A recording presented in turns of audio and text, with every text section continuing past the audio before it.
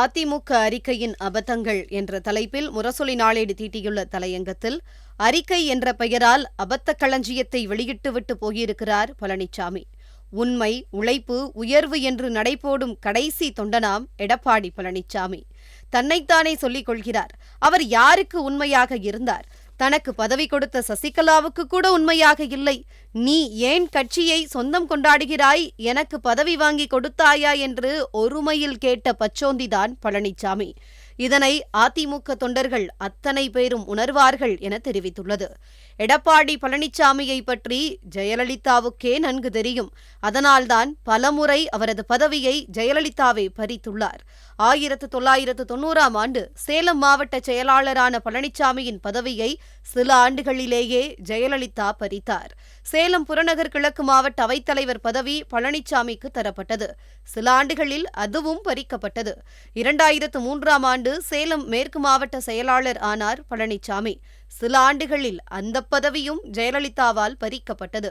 2008இல் மீண்டும் பதவி தரப்பட்டது. அது மீண்டும் பறிக்கப்பட்டது. பழனிசாமியிடம் உண்மையும் கிடையாது, உழைப்பும் கிடையாது, வெறும் பிழைப்புதான் உண்டு என்பதை ஜெயலலிதா அறிவார். இதெல்லாம் அதிமுக தொண்டர்களுக்கு நன்கு தெரியும். அதனால் இவரது தலைமையை அதிமுக தொண்டர்களில் பெரும்பாலானவர்கள் ஏற்கவில்லை. அதிமுகவை கட்டி காத்தாராம். இதை அவரே சொல்லிக் கொள்கிறார். ஜெயலலிதா காலத்து அதிமுக இன்று இருக்கிறதா என முரசொலி நாளேடு வினவியுள்ளது. 2019 நாடாளுமன்ற தேர்தல், 2019 சட்டமன்ற இடைத்தேர்தல், 2019ஆம் ஆண்டில் 9 மாவட்ட ஊரக உள்ளாட்சி தேர்தல், 2021 ஊரக உள்ளாட்சி தேர்தல், 2021 தமிழ்நாடு சட்டமன்ற தேர்தல், 2022 நகர்ப்புற உள்ளாட்சி தேர்தல், 2023 ஈரோடு இடைத்தேர்தல், 2024 நாடாளுமன்ற தேர்தல், 2024 விக்கிரவாண்டி சட்டமன்ற இடைத்தேர்தல் ஆகிய அனைத்து தேர்தலிலும் தோற்றவர்தான் பழனிசாமி. அதிலும் குறிப்பாக நடந்து முடிந்த நாடாளுமன்ற தேர்தலில் அதிமுகவை அதல பாதாளத்துக்கு கொண்டு போய் போட்டார் பழனிசாமி. நடந்து முடிந்த நாடாளுமன்ற தேர்தலில் 40 தொகுதியிலும் தோற்றவர்தான் பழனிசாமி. தென் சென்னை, கன்னியாகுமரி, ராமநாதபுரம், தேனி, தூத்துக்குடி, நெல்லை, வேலூர் ஆகிய 7 தொகுதியில் அவருக்கு டெபாசிட் போய்விட்டது. 12 தொகுதியில் 3வது இடத்துக்கு பழனிசாமியின் கட்சி போனது. கன்னியாகுமரி தொகுதியில் 4வது இடம் போனது பழனிசாமியின் கட்சி. இவர்தான் அதிமுகவை காத்தேன் என்கிறார். ஒருவேளை அதிமுக தலைமை கழகத்தை மிச்சம் வைத்திருப்பதால் அதிமுகவை காத்தேன் என்கிறாரா என முரசொலி நாளேடு கிண்டல் செய்துள்ளது. இயன்றதை செய்வோம், இல்லாதவர்க்கே என்பது இவரது லட்சியமாம். இவர் முதலமைச்சராக இருந்தபோது இல்லாதவருக்கு ஏதாவது செய்திருப்பாரா?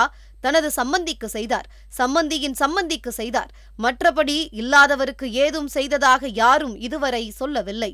2016ஆம் ஆண்டு தேர்தல் அறிக்கையில் சொல்லப்பட்டதையாவது நிறைவேற்றினார்களா என்றால் அதுவும் இல்லை. எடப்பாடி பழனிசாமி வெளியிட்ட அறிக்கையில் அபத்தத்தின் உச்சம் என்பது மத்தியில் யார் ஆட்சியில் இருக்கிறார்கள் என்பது முக்கியமல்ல, அவர்கள் மூலம் தமிழ்நாடு மக்களின் நலனுக்காக திட்டங்களை தீட்டி செயல்படுத்த வேண்டும் என்பதே எங்கள் லட்சியம் என்று சொல்லியிருப்பதுதான். பாஜகவுக்கு பாதம் தாங்கி வரும் பழனிசாமி அப்படி எத்தனை திட்டத்தை ஒன்றிய அரசிடம் பேசி தமிழ்நாட்டுக்கு கொண்டு வந்தார்? மதுரை எய்ம்ஸ் மருத்துவமனையை சீக்கிரம் கட்டி திறங்கள் என்றாவது ஒரு வார்த்தை சொல்லியிருப்பாரா என முரசொலி நாளேடு வினவியுள்ளது. யார் ஆட்சியில் இருக்கிறார்கள் என்பதுதானே முக்கியம். பாஜக பழனிசாமிக்கு நன்மை செய்திருக்கலாம். அவரையும் அவரது மாஜிக்களையும் உறவினர்களையும் ஊழல் வழக்குகளிலிருந்து காப்பாற்றி இருக்கலாம். புலனாய்வு அமைப்புகளின் பிடியிலிருந்து விடுவித்திருக்கலாம். ஆனால் தமிழ்நாட்டுக்கு ஒன்றிய பாஜக அரசால் ஒரு செப்படி கூட லாபம் இல்லை, நன்மை செய்யவில்லை என்பதை பாஜகவே அறியும். மற்ற மாநிலங்களுக்காவது தேர்தல் நேரத்தில் திட்டங்கள் அறிவிப்பார்கள். ஆனால் தமிழ்நாட்டுக்கு தேர்தல் நேரத்தில் கூட அறிவிப்பது இல்லை. தமிழ்நாடு என்றதும் கல் நெஞ்சாக அவர்களுக்கு மாறிவிடும். அத்தகைய பாஜகவிடம் கூட்டு சேர்ந்து நன்மை செய்ய போகிறாராம் பழனிசாமி என முரசொலி நாளேடு சாடியுள்ளது. மாநிலங்களுக்கு உரிய நிதி தர வேண்டும் என்று ஒன்றிய அரசிடம் இப்போது கோரிக்கை வைக்கும் பழனிசாமி 5 ஆண்டு காலம் முறையாக நிதி தராத ஒன்றிய அரசை ஒரு முறையாவது கேட்டிருப்பாரா? இந்த இயக்கத்திற்கு தனி கொள்கைகள் உண்டு. மதச்சார்பின்மை, மனிதநேயம், ஏழை எளியோர் மேம்பாடு, சமூக நீதி, சமத்துவம், சிறுபான்மையினர் பாதுகாப்பு போன்றவை எங்களின் உயிர்நாடி. அவற்றில் எந்த சமரசமும் செய்து கொள்ள மாட்டோம். அதன்படியே நாங்கள் செயல்படுகிறோம், தொடர்ந்து செயல்படுவோம் என்று சொல்வதற்கு வெட்கமாக இல்லையா?